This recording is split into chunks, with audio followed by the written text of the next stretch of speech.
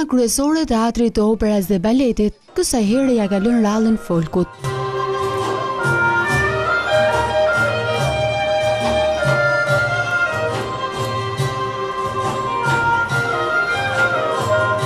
Koncerti Kumbimi Zemrës Çame solli për publikun vallet dhe këngët më të mira të Çamrisë.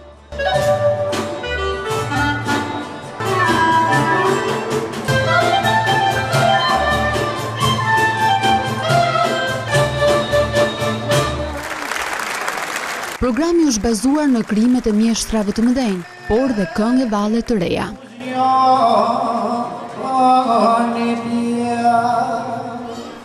Ne, këngëtarët, jemi detyruar të transformohemi të bëjmë qefin të rinjve. Por ne, si Refat Sulemani dhe unë edhe kolegët tanë, ne kemi një përkraje për të mos e humbur kurrë këtë punë, sepse vemi shumë në për Europë, profesorët e mëdhenj, muzikologët e mëdhenj na marrin për studim folklori dhe jemi të privilegjuar për ta ruajtur këtë gjë. Më shumë përshtypje vallet të bukura. Edhe këngët sigurisht po. Tani Refati këtë pjesë ma ka lënë mua. Po. Edhe në për Evropë ma jep mua fjalën. Refati shumë bukur bën ato trillat e zërit që ma gjep se drejtoron çdo lloj krijese njerëzore me zërin e tij brillant. Për të shkretën pajgorile, hajde moj pajgori,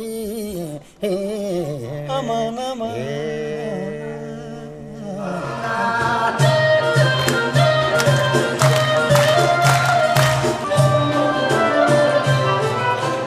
Këngëtarët Irini Qiriako dhe Nkelejda Alushi sollën ritmin e dasmës. Kjo është vjera ime dhe më lavdëron mua.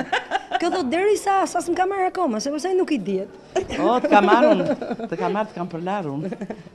Kto janë këngë, materiale që I vën vulën shqiptarizmit.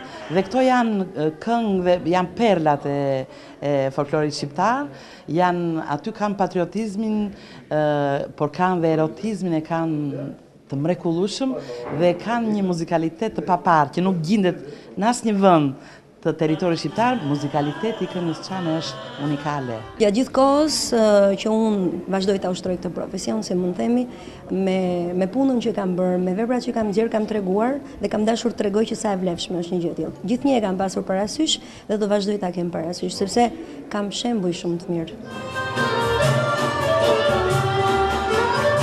Treva folklorike e Çamrisë qof nga koloristika e kostumeve, historia si dhe nga materialet burimore muzikore të valleve, përbën një interes shumë të madh për muzikologjinë shqiptare.